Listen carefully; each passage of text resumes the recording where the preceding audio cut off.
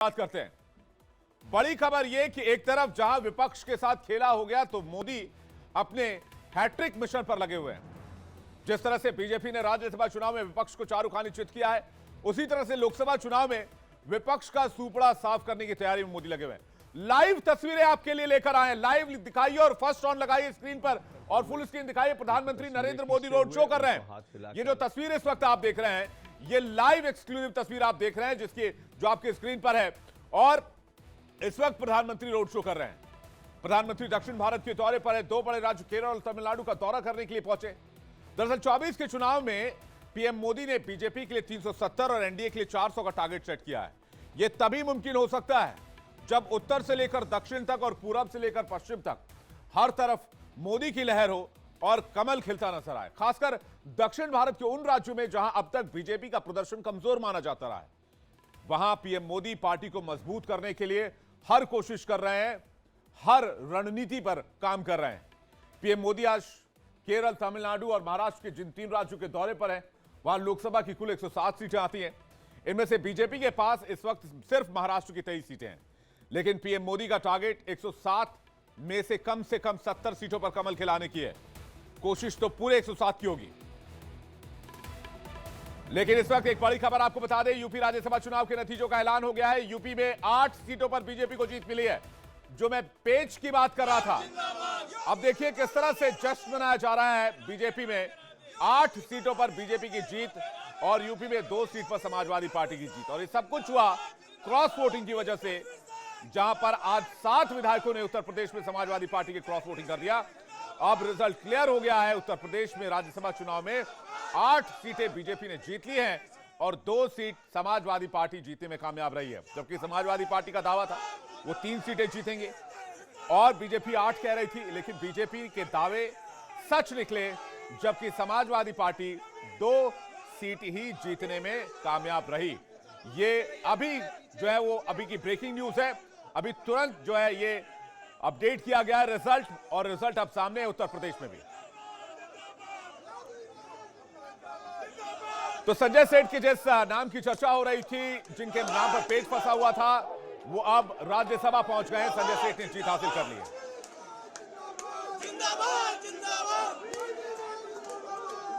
तो बड़ी खबर आपको बता दें, उत्तर प्रदेश की बड़ी खबर, राज्यसभा चुनाव के नतीजों का ऐलान हो गया है। 2024 के चुनाव से पहले उत्तर प्रदेश के लिहाज से बहुत बड़ी खबर है। 2024 के लिहाज से बहुत बड़ी खबर है।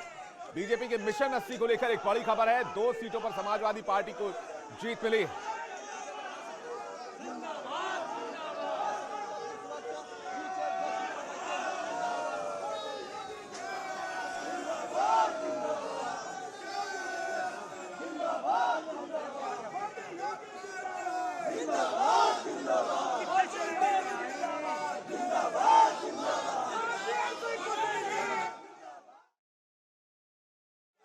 बड़ी खबर इस वक्त की, उत्तर प्रदेश में 2 सीटों पर समाजवादी पार्टी को जीत मिली है, जबकि 8 सीट बीजेपी जीतने में कामयाब रही है। और ये तस्वीरें आप देख रहे हैं सीधे, इससे 2024 में मिशन 80 का रास्ता साफ हो गया है, ये कहा जा रहा है।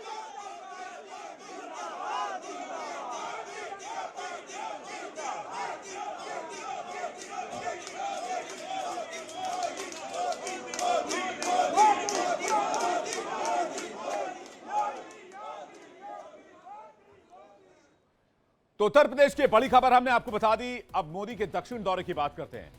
दरअसल पीएम मोदी विकास के मॉडल के जरिए बीजेपी को दक्षिण के राज्यों में मजबूत करना चाहते हैं। वो विकास की बात करते हैं जिससे कि 24 में न सिर्फ बीजेपी का 370 का मिशन पूरा हो, बल्कि दक्षिण में बीजेपी की एक मजबूत पैठ बन सके।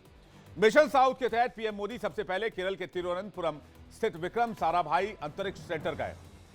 यहां पर पीएम ने 1800 करोड़ रुपए की लागत के साथ 3 अहम इंफ्रास्ट्रक्चर प्रोजेक्ट का उद्घाटन किया। इसके बाद पीएम ने एक जनसभा में लोगों को संबोधित भी किया। तिरुवनंतपुरम में एक विशाल जनसभा को संबोधित करते हुए पीएम ने कहा कि लोकसभा चुनाव को लेकर विपक्ष ने अपनी हार पहले ही स्वीकार कर ली है। विपक्ष के पास देश के विकास का कोई रोड मैप नहीं है, इसलिए उन्होंने सिर्फ एक एजेंडा बना रखा है, मोदी को गाली देना। जबकि बीजेपी ने कभी केरल या देश के किसी राज्य को वोट के चश्मे से नहीं देखा। जब बीजेपी यहां कमजोर थी, तब भी हमने केरल को मजबूत बनाने का काम किया और तीसरे टर्म में भी केरल को मजबूत बनाने का काम जारी रहेगा। साथ ही पीएम ने कांग्रेस और लेफ्ट को निशाने पर भी लिया। कांग्रेस का यही रंग अब कम्युनिस्टों पर भी छा चुका है। केरला में उनकी भी सरकार इसी मॉडल पे चल रही है, क्योंकि ये लोग केरला में तो एक दूसरे के दुश्मन है, लेकिन केरला के बाहर बाकी देश में ये एक दूसरे के बीएफएफ यानी बेस्ट फ्रेंड फॉर एवर है। दरअसल पीएम मोदी ने हमला कांग्रेस के नेता राहुल गांधी के वायनाड सीट को लेकर किया, जहां से राहुल गांधी के खिलाफ लेफ्ट ने अपना उम्मीदवार उतार दिया है। सीपीआई ने वायनाड से राहुल गांधी के खिलाफ एनी राजा को टिकट दिया है। इसके अलावा तिरुवनंतपुरम से शशि थरूर के खिलाफ पनियन रविंद्रन को उतारा गया है और बीजेपी को ऐसा लग रहा है कि केरल में विपक्षी गठबंधन टूटने का फायदा उसे हो सकता है। दक्षिण भारत में आंध्र प्रदेश और तमिलनाडु की तरह केरल भी बीजेपी को इस बार शून्य से शुरुआत यहां पर करनी होगी। पीएम मोदी ने कहा कि 2019 में केरल में भाजपा को लेकर जो आशा जगी थी वो 2024 में विश्वास में बदलती नजर आ रही है। 2019 में केरल ने बीजेपी को डबल डिजिट में वोट दिया था। 2024 में केरल डबल डिजिट में सीट देने का मन बना रही है। सुनिए तो प्रधानमंत्री कहना क्या चाह रहे हैं हम आपको बताते हैं। दरअसल केरल में लोकसभा की 20 सीटें हैं, लेकिन 2019 के चुनाव में बीजेपी को एक भी सीट नहीं मिला था और वहीं कांग्रेस ने 20 में से 19 सीटें जीती थी। हालांकि एनडीए गठबंधन को केरल में 15% वोट मिले थे और बीजेपी को 12.9% वोट मिला था। इसी 12.9% वोट को प्रधानमंत्री अब बढ़ाना चाह रहे हैं।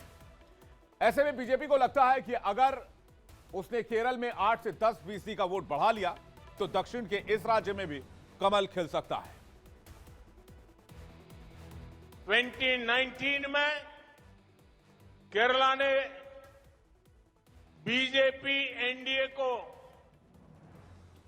डबल डिजिट में वोट दिया था। 2024 में केरला डबल डिजिट में सीट देने का मन बना रहा है। मैं केरला से इसी आशीर्वाद की अपेक्षा भी करता हूं। केरल के बीजेपी कार्यकर्ताओं में जोश हाई है और प्रधानमंत्री मोदी बार बार केरल के दौरे पर जा रहे हैं। पिछले 2 महीने में 3 बार केरल जा चुके हैं। बीजेपी को उम्मीद है कि मोदी का करिश्मा इस बार दक्षिण में डंका जरूर बजाएगा। आइए आगे बढ़ते हैं। इधर मिशन साउथ के तहत केरल के बाद पीएम मोदी एक और दक्षिण भारतीय राज्य तमिलनाडु पहुंचे और तिरुपुर में रोड शो किया। रोड शो की तस्वीरें आपको दिखा रहे हैं, जरा फुल स्क्रीन लेकर आइए। रोड शो की तस्वीरें जब तिरुपुर पहुंचे प्रधानमंत्री नरेंद्र मोदी। ये देखिए तस्वीरें तिरुपुर के पल्लदम में एन मल्लकल समापन समारोह में पीएम पहुंचे थे और हजारों की संख्या में यहां पर सपोर्टर्स उनसे मिलने के लिए पहुंचे और स्वागत करने के लिए पहुंचे।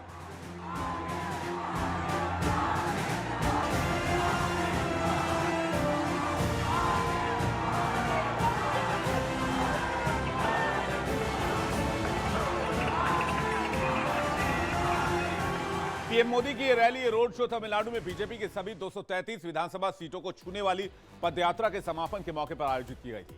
तमिलनाडु के तिरुपुर में बीजेपी कार्यकर्ताओं को संबोधित करते हुए पीएम ने कहा कि तमिलनाडु देश में विकास की राजनीति का वाइब्रेंट सेंटर बनने जा रहा है और जिन्होंने दशकों तक तमिलनाडु को लूटा है वो लोग अब बीजेपी की बढ़ती ताकत से घबरा रहे हैं। इस दौरान पीएम ने तमिल भाषा और तमिल संस्कृति से भी खुद को जोड़ने की कोशिश की और काशी तमिल संगमम के साथ सेंगल का भी जिक्र किया।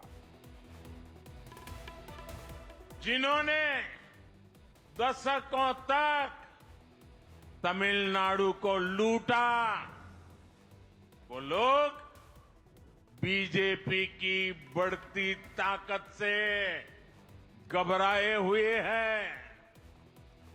वे लोग झूठ बोलकर जनता को आपस में बांटकर लोगों को लड़वाकर अपनी कुर्सी बचाना चाहते हैं। और प्रधानमंत्री अपने इन दौरों के दरमियान इन दिनों हर एक अलग अलग मंदिर का दौरा भी कर रहे हैं। अभी हमने देखा था कि द्वारका में किस तरह से पानी में डूब चुके इस द्वारका नगरी का भी दौरा प्रधानमंत्री ने किया था। तो आज मदुरई की ये तस्वीर देखिए, जहां पर प्रधानमंत्री मदुरई के मीनाक्षी टेंपल में पहुंचे और वहां पर पूजा अर्चना की और उनको वहां पर एक ये जो मूर्ति है वो भी भेंट की गई। मीनाक्षी टेंपल के बाहर की तस्वीरें जब प्रधानमंत्री वहां पहुंचे थे। लेकिन तमिलनाडु में लोकसभा का आकलन क्या कहता है? तमिलनाडु में लोकसभा की 39 सीटें हैं, जिनमें से 2014 के चुनाव में बीजेपी को 1 सीट मिली थी। लेकिन 2019 के चुनाव में बीजेपी यहां खाता नहीं खोल पाई थी। वहीं 2019 में तमिलनाडु में बीजेपी का वोट शेयर भी महज 3.7% ही रह गया था, जो बीजेपी के लिए चिंता का सबब है। लेकिन इस बार तमिलनाडु में बीजेपी को काफी उम्मीदें हैं, खासकर 2024 में राम मंदिर की प्राण प्रतिष्ठा के बाद। और दक्षिण भारत के इस राज्य में कमल खिलाना बीजेपी के लिए सबसे बड़ी चुनौती भी है।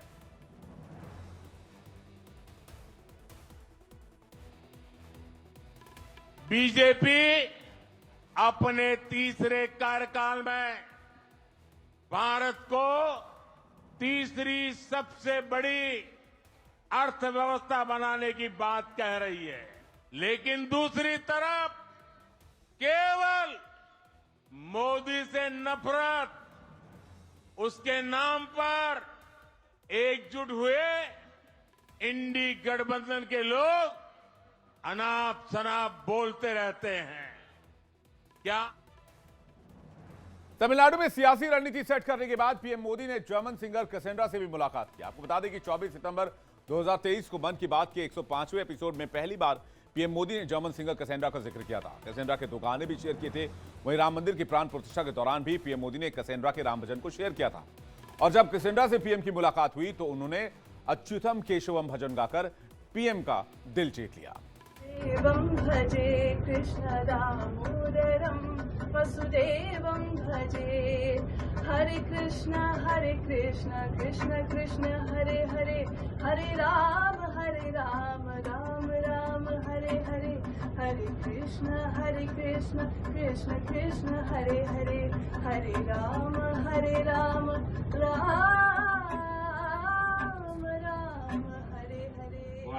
जर्मन सिंगर कैसेंड्रा का पूरा नाम कैसेंड्रा मे स्टिपमैन है और वो देख नहीं सकती हैं, लेकिन इसके बावजूद वो कई भारतीय भाषाओं में गाना गाती हैं। कैसेंड्रा हिंदू, संस्कृत, उर्दू के साथ साथ बंगाली, मलयालम और कन्नड़ जैसे कई भाषाओं को जानती हैं और इन भाषाओं में गाना भी गाती हैं। आइए आगे बढ़ते हैं। आज की एक और बड़ी खबर।